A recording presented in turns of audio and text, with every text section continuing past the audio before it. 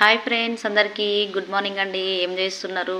So నేనైతే గులాబీ రెక్కలు చేస్తున్నా ఫ్రెండ్స్. చూడండి, కావాలా? మరి వచ్చేసేయండి, ఇంకెందుకు లేటు.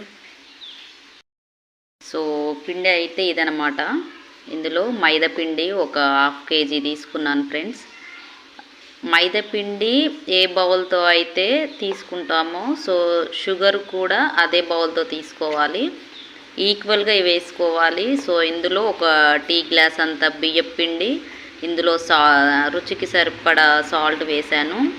సో తర్వాత మళ్ళీ యాలకుల పౌడర్ ఉంటుంది కదండి, టేస్ట్ కోసం వేసుకున్నాను అనమాట.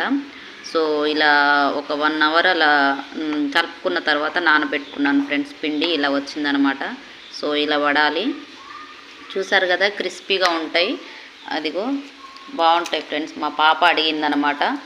సో పిల్లలు అడిగిన తర్వాత చేయకుంటుంటామా చెప్పండి ఫ్రెండ్స్.